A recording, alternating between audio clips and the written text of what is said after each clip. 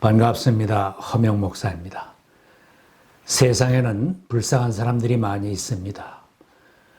고아가 불쌍하고 병든 사람, 가난한 사람, 배고픈 사람이 불쌍하다고 말합니다.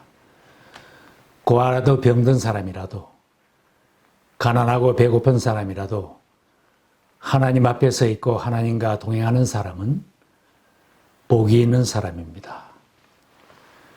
그러나 정말 불쌍한 사람은 누구인가? 하나님이 없는 것처럼 살고 하나님을 모르고 사는 사람입니다. 하나님이 없다고 하며 살고 하나님은 지금 내가 하는 행동과 내가 계획한 일을 모르시겠지 하며 죄 가운데 사는 사람은 정말 불쌍한 사람입니다.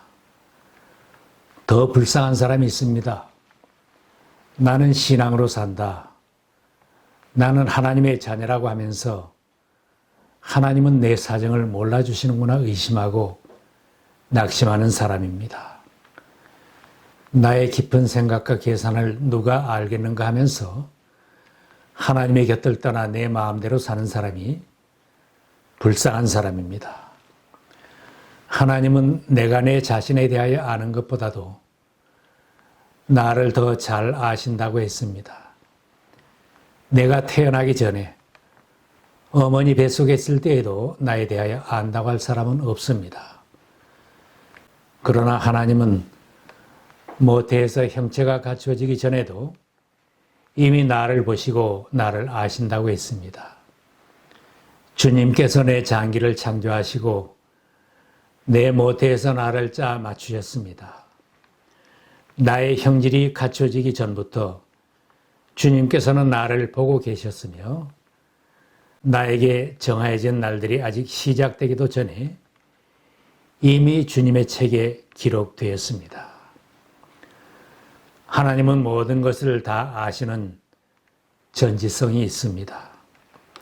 하나님은 별의 수요를 계수하시고 우리의 머리카락도 세신다고 했습니다. 아버지께서는 너희의 머리카락까지도 다 세어놓고 계신다. 별들의 수요를 헤아리시고 그 하나하나에 이름을 붙여주신다. 우리 주님은 위대하시며 능력이 많으시니 그의 슬기는 헤아릴 수 없다. 하나님은 나의 모든 것을 다 아십니다. 주님은 하늘에서 굽어보시며 사람들을 낱낱이 살펴보신다. 주님은 사람의 마음을 지으신 분, 사람의 행위를 모두 아시는 분이다. 사람은 아무리 가까워도 다른 사람의 마음과 뜻과 의도를 다 알 수는 없습니다. 부부라도 상대방의 생각을 다 알 수는 없고 부모라도 자기가 낳은 자식의 마음을 다 알 수는 없는 것입니다. 그러나 하나님은 모든 사람의 중심을 보시며 그 마음과 뜻과 무슨 생각을 하고 사는지도 다 아십니다. 하나님 앞에는 만물이 드러나 있다고 했습니다. 하나님 앞에는 아무 피조물도 숨겨진 것이 없고 모든 것이 그의 눈앞에 벌거숭이로 드러나 있습니다. 우리는 그 앞에 모든 것을 드러내 놓아야 합니다. 예수께서 중풍병자를 말씀으로 고쳐주실 때 그 현장에는 염탐하던 서기관이 있었습니다. 그 서기관이 속으로 이 사람이 하나님을 모독하는구나 하는 생각을 하였는데 예수님께서는 그의 생각도 아시고 꾸짖으셨습니다. 어찌하여 너희는 마음속에 악한 생각을 품고 있느냐. 예수께서 우물가에서 사마리아 여인을 만났을 때도 그 여인의 남편이 여섯인 것도 아셨습니다. 다윗이 이런 고백을 하였습니다. 여호와여 주께서 나를 살펴보셨으므로 나를 아시나이다. 주께서 내가 앉고 일어섬을 아시고 멀리서도 나의 생각을 밝히 아시오며 나의 모든 길과 내가 눕는 것을 살펴보셨으므로 나의 모든 행위를 익히 아시오니 여호와여 내 혀의 말을 알지 못하시는 것이 하나도 없으시니이다. 우리들은 전지전능하신 하나님 앞에 서 있는 존재들입니다. 현대의학과 첨단 기계로도 사람의 속마음을 알 수도 없고 볼 수도 없습니다. 그러나 하나님은 인간의 속마음까지도 밝히 보시니 그 앞에서는 모든 것이 드러날 수밖에 없습니다. 전지전능하신 하나님께서 나의 구원자이며 보호자임을 믿고 신실한 신앙으로 사는 사람은 복이 있는 사람입니다. 하나님 앞에 서 있는 우리들이 세상에서 어떻게 살아야 하며 교회에서는 어떤 마음으로 어떤 행동으로 살아야 하겠습니까? 내가 죄인임을 깨닫고 감사함으로 주님 앞에 서 있는 신앙인이 되어야 합니다.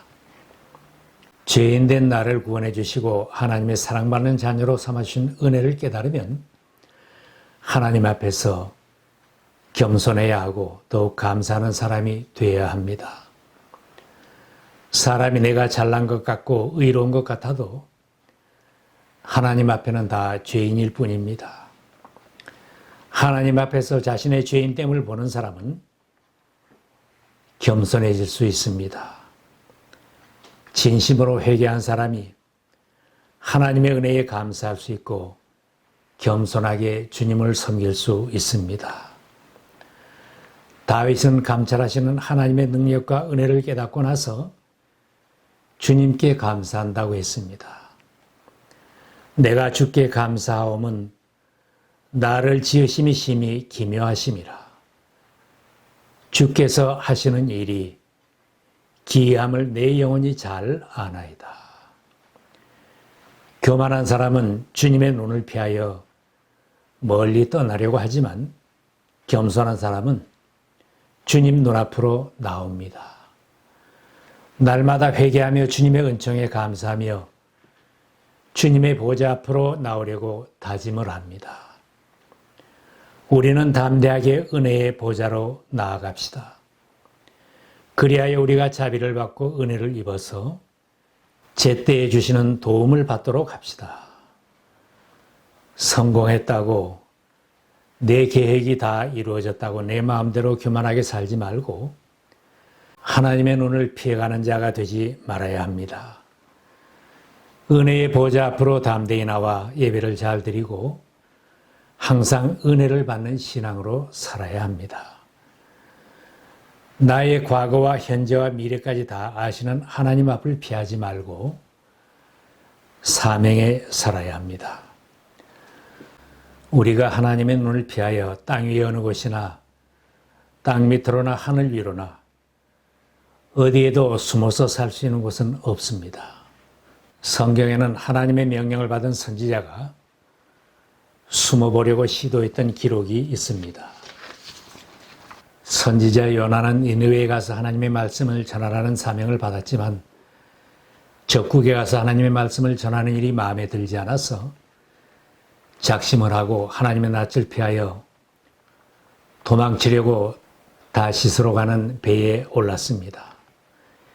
요나는 배 밑창 깊은 곳으로 내려가서 숨었지만 하나님의 눈과 낯은 피할 수가 없었습니다.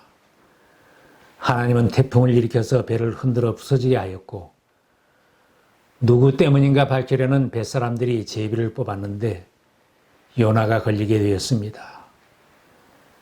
뱃사람들 앞에서 비로소 요나가 고백하였습니다. 나는 히브리 사람이요 하늘에 계신 주 하나님 바다와 육지를 지으신 그분을 섬기는 사람이요. 요나는 자신이 하나님의 낯을 피하여 달아나고 있다고 밝혔습니다. 요나는 숨으려고 하고 도망치려고 했지만 하나님 앞에서 사람들 앞에서 다 드러나게 하셨습니다. 성난 뱃사람들이 요나를 꾸짖는 말입니다. 어쩌자고 당신은 이런 일을 하였소. 불신자들의 책망을 받으며 요나가 말했습니다. 나를 들어서 바다에 던지라. 그리하면 바다가 너희를 위하여 잔잔하리라. 너희가 이 큰 폭풍을 만난 것이 바로 나 때문인 줄 내가 아노라. 지금도 세상과 교회에는 요나처럼 하나님의 낯을 피하려고 하나님의 눈을 피하여 숨어 살려고 하는 사람들이 있습니다. 선택된 하나님의 자녀, 사명을 받은 주님의 일꾼들이 요나처럼 숨어보려고 해도 하나님 앞에서는 숨을 수가 없습니다. 하나님은 요나 같은 배를 흔들어서 배 밑창에서도 찾아내듯이 자기가 선택한 자녀들과 종들을 반드시 찾아내십니다. 세상 속으로, 재물 속으로, 향락과 우상 속으로 숨으려고 하는 시도는 모두 헛수고일 뿐입니다. 하나님은 자녀들과 자기의 종들을 사랑하시기 때문에 세상으로 그냥 빼앗기지 않으십니다. 피로 값을 치르고 산 자녀들이고 종들인데 누구에게 빼앗기겠습니까? 교회를 멀리하고 성경책을 멀리하고 안 믿는 것처럼 숨을 때는 인생의 풍파를 통해서 흔들어서라도 다시 찾아내십니다. 하나님은 둥지를 흔들고 직장을 흔들고 사업을 흔들어서라도 찾을 사람은 꼭 찾아내시는 분입니다. 자녀된 우리를 지극히 사랑하시기 때문입니다. 다윗은 이런 고백을 했습니다. 내가 주님의 영을 피해서 어디로 가며 주님의 얼굴을 피해서 어디로 도망치겠습니까? 우리가 어디에서 살고 어디에서 섬겨도 하나님 눈앞에 서 있는 신앙인들로 살아야 축복입니다. 하나님은 나의 과거와 현재, 미래를 다 아시면서 부르시고 소명을 주셨습니다. 우리들의 믿음과 능력을 다 아시면서 선택하시고 너는 내 것이라고 하셨습니다. 그러므로 우리에게 필요한 것은 내 모습 이대로 주님 앞에 드리는 것입니다. 우리도 사도 바울처럼 고백할 수 있기를 바랍니다. 우리가 살아도 주를 위하여 살고 죽어도 주를 위하여 죽나니 그러므로 사나 죽으나 우리가 주의 것이로다. 하나님 앞에 선 성도들은 죄에서 떠난 자녀들로 살아야 합니다. 하나님의 자녀들이 죄에 빠지고 죄를 감추고 숨으려고 하면 더 큰 죄에 빠지고 평안을 누릴 수 없게 됩니다. 믿음이 좋다고 자부했던 다윗이 우리아의 아내를 범하고 그 죄를 감추려고 했습니다. 전쟁터에 있던 우리아를 불러 특별 휴가를 주었다가 그를 최전방으로 보내 적군의 손에 죽게 하고 우리아의 아내를 자기 부인으로 삼았습니다. 한 가지 죄를 짓게 되니 점점 더 큰 죄에 빠져들어갔습니다.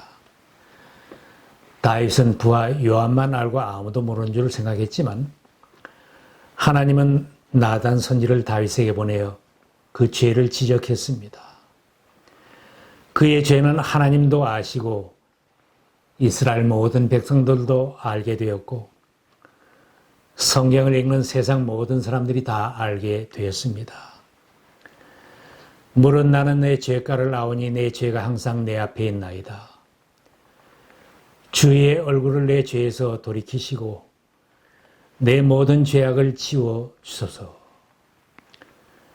다윗이 자백을 하며 회개하였지만 그는 밤마다 눈물로 침상을 적신다고 하며 고통스러워했습니다. 그의 가정과 자녀들에게서 끔찍한 일들이 끊이지 않았고 아들 압살롬이 반역을 할 때에는 울면서 맨발로 왕궁을 떠나는 아픔을 당대에 다 거두었습니다. 신앙인들이 알면서 범죄하게 되면 아픔들이 찾아옵니다. 하나님이 사랑하는 자녀들을 방치하지 않으시고 징계하시기 때문입니다. 성경의 역사, 인류의 역사는 하나님의 일기장과도 같습니다. 하나님의 목전에서 불순종하고 저항한 개인이나 가정이나 국가치고 잘 되거나 성공한 적은 없습니다. 느부갓네살의 왕국도 망하는 나라가 되었습니다. 하나님 앞에서 범죄하고 회개하지 않았던 이스라엘과 유다 왕국도 다 멸망하는 아픔과 포로가 되어 민족이 끌려가는 경험을 했습니다. 범죄가 만연된 세상에서 오늘 우리들이 어떻게 살아야 하는가? 크리스찬이 타락을 하고 교회가 하나님의 영광을 드러내지 못하는 것을 보는데 어떤 신앙으로 살아야 하는가? 하나님의 앞을 피하는 자가 되지 말고 은혜의 보좌 앞에 담대히 서는 자가 되어야 합니다. 우리는 하나님 보좌 앞에 감히 설 수 없는 죄인이지만 먼저 하늘에 올라가셔서 하나님 보좌 우편에 계시는 예수님은 대제사장이 되어서 우리가 하나님 보좌 앞으로 나갈 수 있게 해 주셨습니다. 그러나 우리에게는 하늘에 올라가신 위대한 대제사장이신 하나님의 아들 예수가 계십니다. 그러므로 우리의 신앙을 굳게 지킵시다. 우리의 대제사장은 우리의 연약함을 동정하지 못하는 분이 아닙니다. 그러므로 우리는 담대하게 은혜의 보좌로 나아갑시다. 그리하여 자비를 받고 은혜를 입어서 제때에 주시는 도움을 받도록 합시다. 예수 그리스도는 지성소 휘장을 자신의 몸으로 찢으시고 하나님과 우리 사이에 막힌 담을 헐어주신 대제사장이십니다. 우리의 연약함을 아시고 동정하시는 예수님께서 우리를 위해 지금도 중보기도 하고 계십니다.